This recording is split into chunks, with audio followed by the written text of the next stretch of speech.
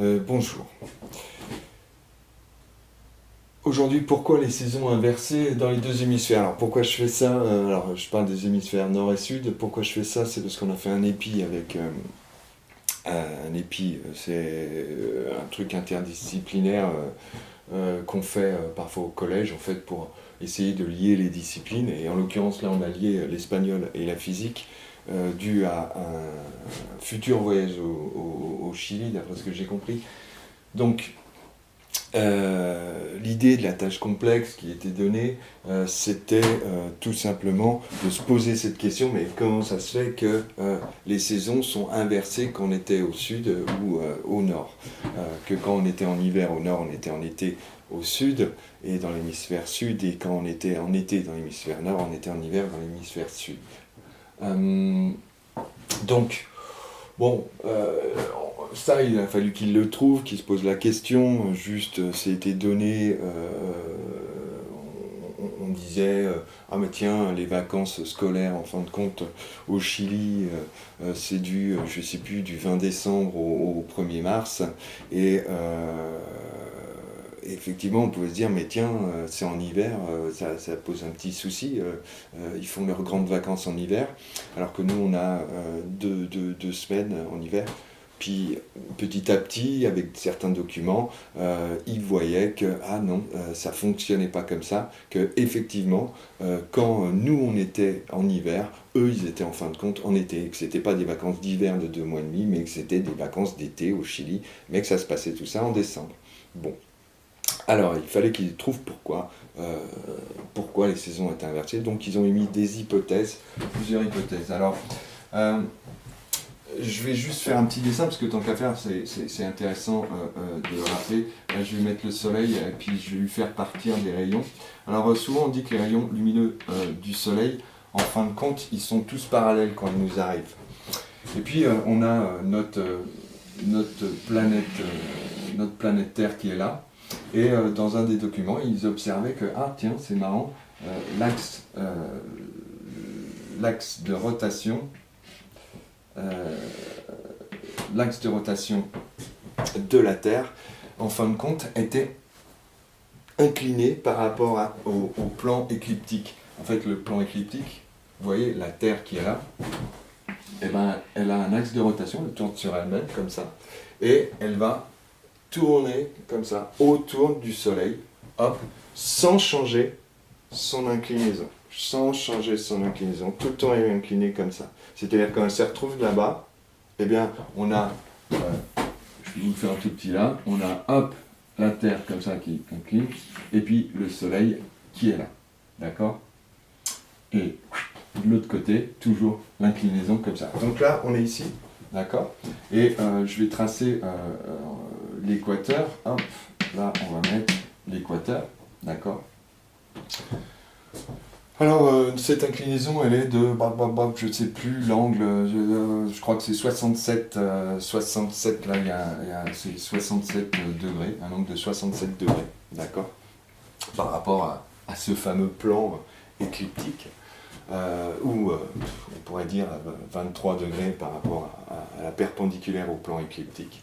Donc, alors je vous rappelle peut-être, tac, là, on peut voir ça comme ça, tac, on pourrait voir ça comme ça, ça tourne autour du Soleil. Alors je vous rappelle juste en 365 jours et quelques, il y a un quart je crois, et elle tourne sur elle-même en 24 heures, un peu, bon, 24 heures. Et voilà, bon, ce qu'on sait.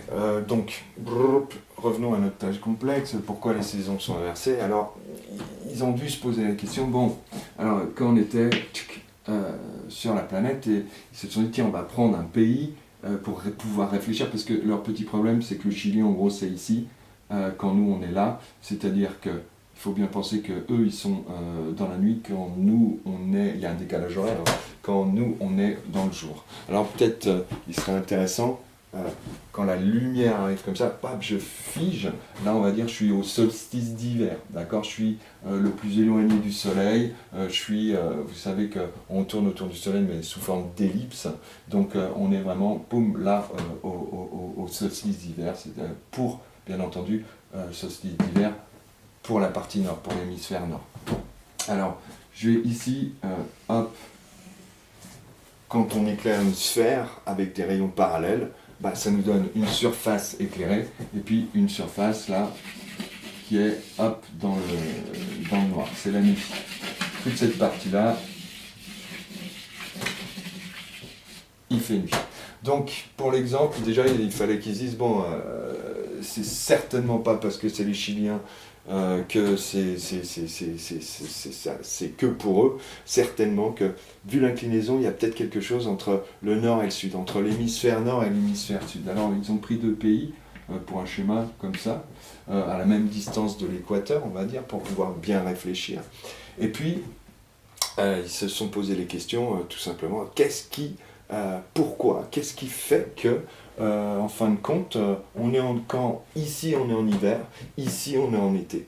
Alors ils ont eu, quand on cherche des hypothèses, il faut toujours, en physique, chercher des paramètres qui varient.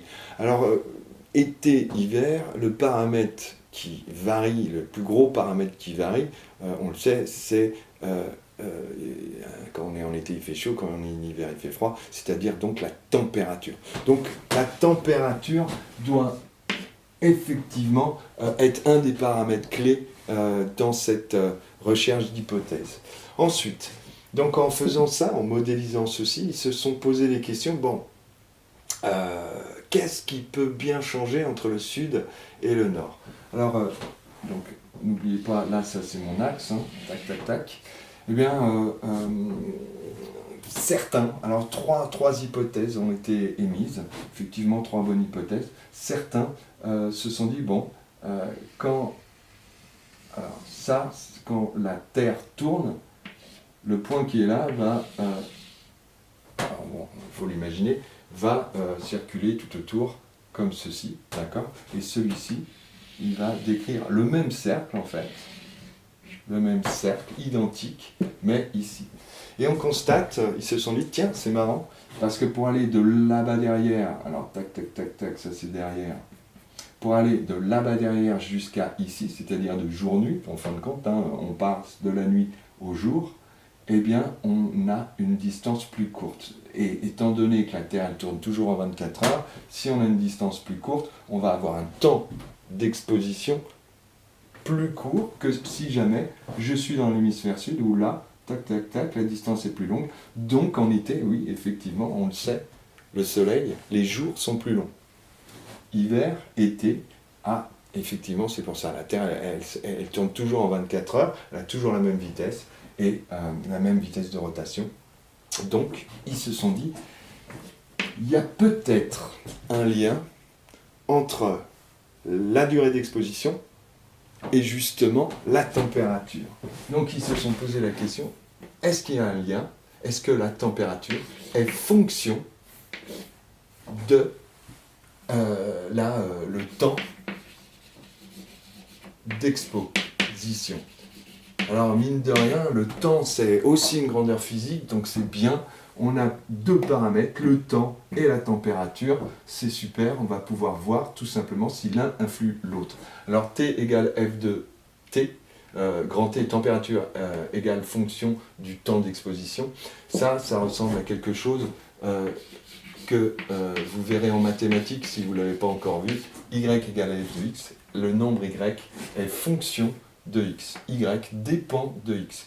La température, on se pose la question, dépend-elle du temps d'exposition? Nous, on se sert beaucoup des mathématiques, mine de rien.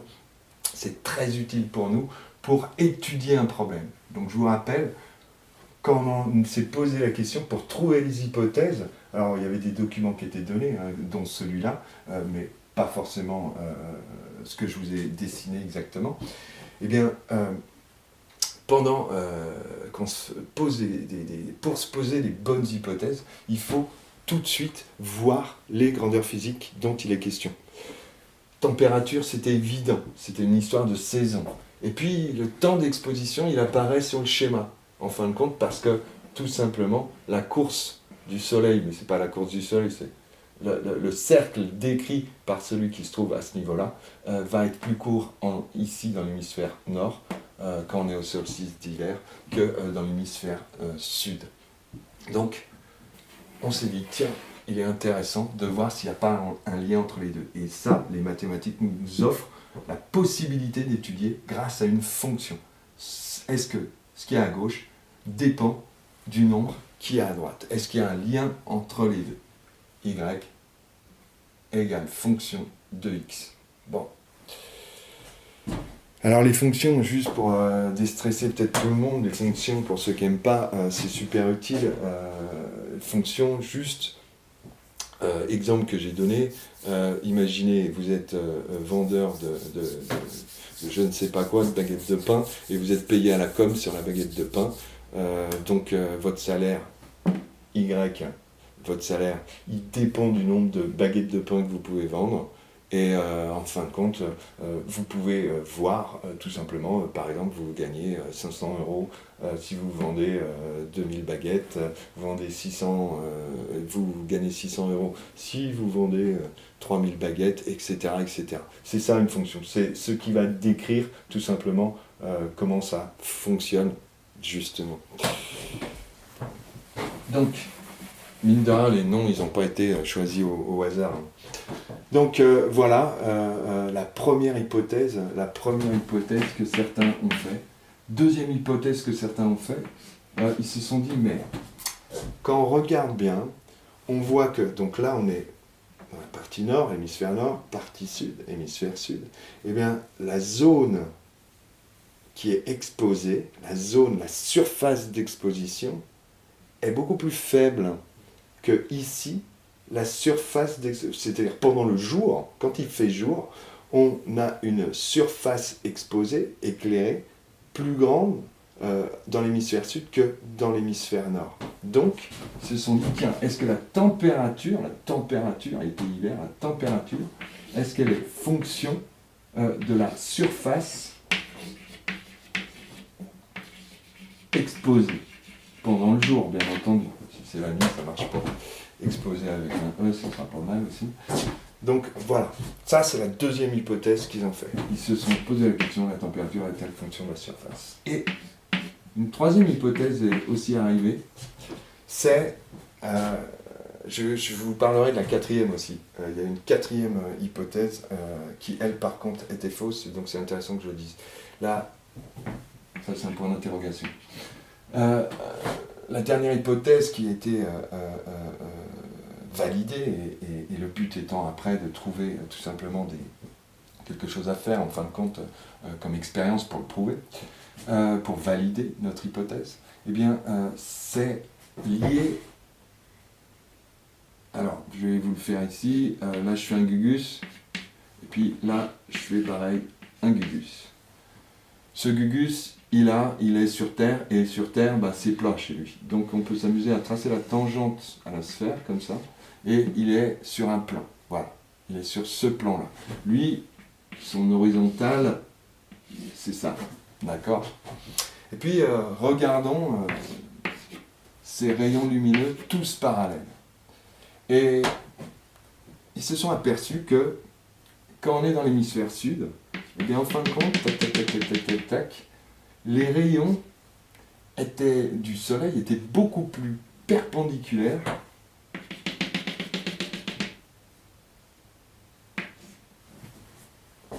alors plutôt faire ça, hop, l'inclinaison des rayons lumineux venant du soleil était différente dans l'hémisphère sud dans l'hémisphère nord. On avait des rayons de lumière beaucoup plus inclinés quand on était au nord que quand on était au sud. Et là, effectivement, le soleil tombait bien. Et pareil, on le sait aussi ça, parce que mine de rien, en été, on voit le soleil beaucoup plus haut qu'en hiver. Donc ça aussi, ça a participé c'est comme ça qu'on trouve aussi une hypothèse, c'est dans notre culture, ce qu'on a déjà remarqué, puis on s'était jamais trop posé la question, mais on voit des différences, et voilà.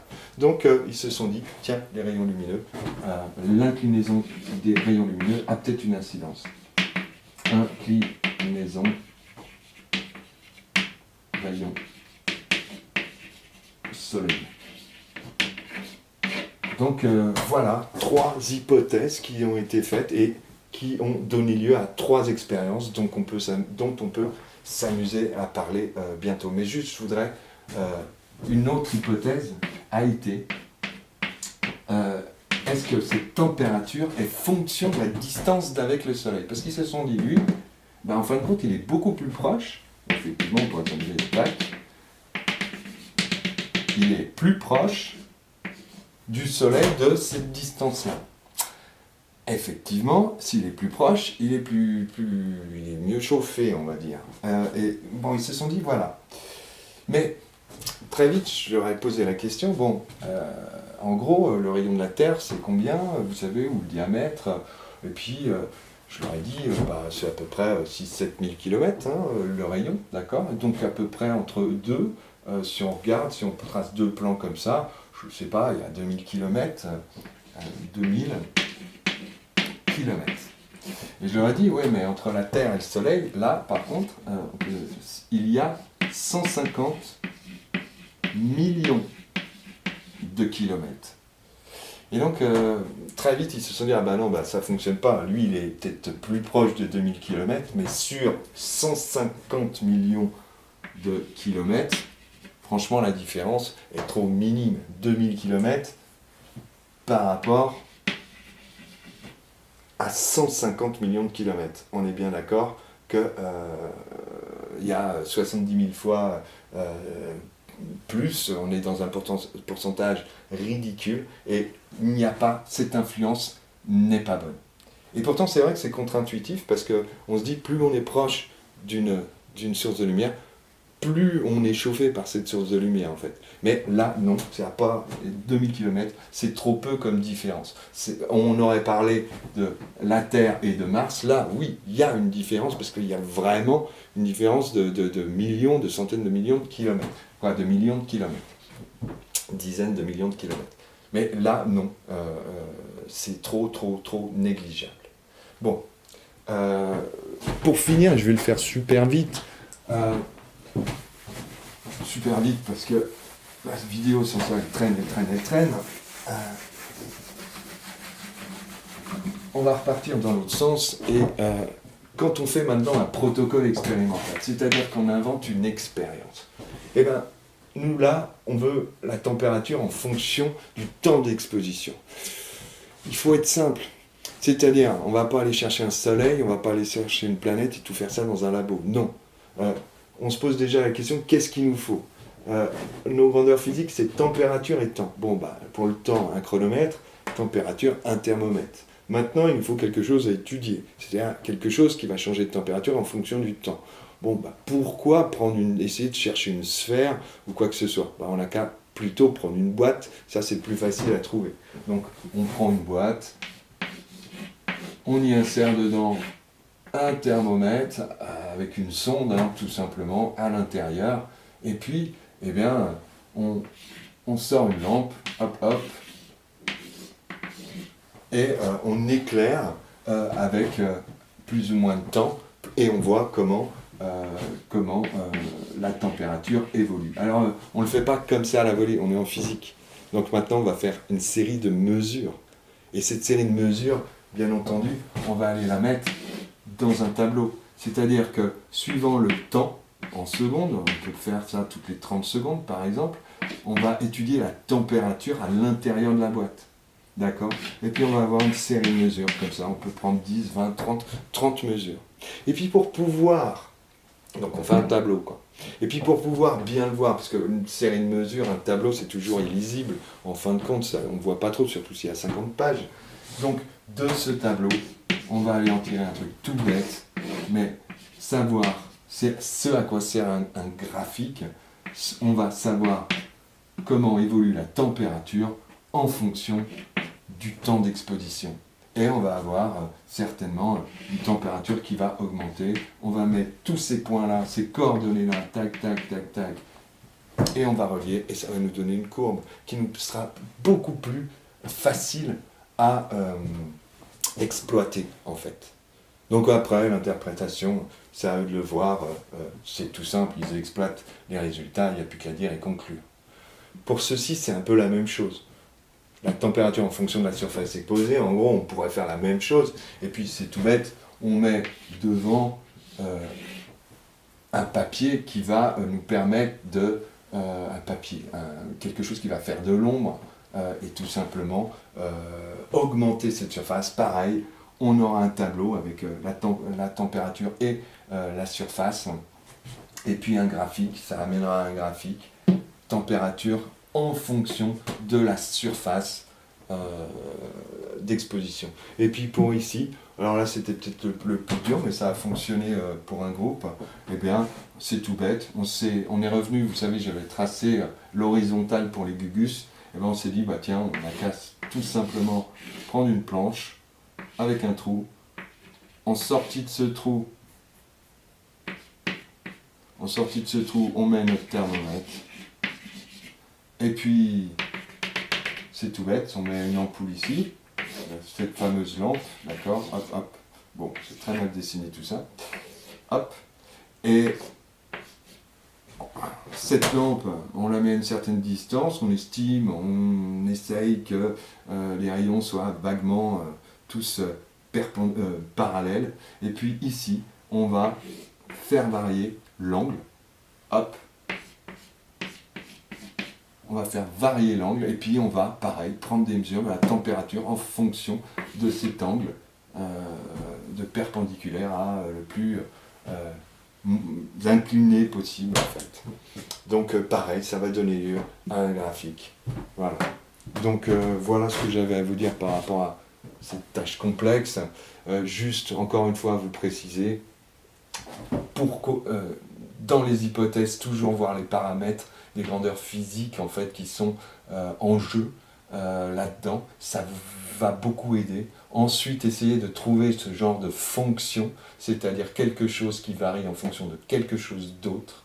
Et vous verrez qu'il y a toujours ici, en physique, en chimie et tout ça, on va essayer d'étudier un paramètre à la fois et on va bloquer les autres. C'est-à-dire qu'on ne va pas parler de temps d'exposition quand on fait la surface.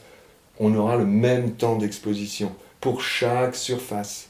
C'est-à-dire pour une petite surface, on allume pendant 2 minutes, on regarde. Pour une plus grande surface, on allume pendant 2 minutes et on regarde. Et les 2 minutes seront fixées. On fixe tous les paramètres, sauf un. Et pour voir si l'autre réagit. C'est toujours comme ça qu'on fait. On regarde les paramètres, on en prend 2, et on les étudie en fixant tous les autres. Et c'est pareil pour là, il va falloir, on éclairera 2 minutes, on incline, etc. etc. Bon. Oui, et donc, fin de l'histoire, le protocole aussi, peut-être à dire, essayez d'être simple, ça n'a pas besoin d'être semblant, vous n'êtes pas obligé de faire une belle terre avec de la couleur bleue et de la couleur verte, ça n'a aucun intérêt quand on fait une étude. Nous, ce qu'on veut, c'est juste vérifier une équation, l'équation de notre hypothèse, la valider, et nous, ce qu'on veut, voilà, il faut de la lumière, vu qu'on parle du soleil, des rayons lumineux. Il nous faut quelque chose à éclairer, voilà, que ce soit carré ou pas carré. À la limite, c'est pas grave pour ceci. D'accord? Bon. À votre niveau, faut faire des petits montages simples. Voilà, c'est fini. Eh bien, revoyez ça, hein, si vous voulez, au boulot.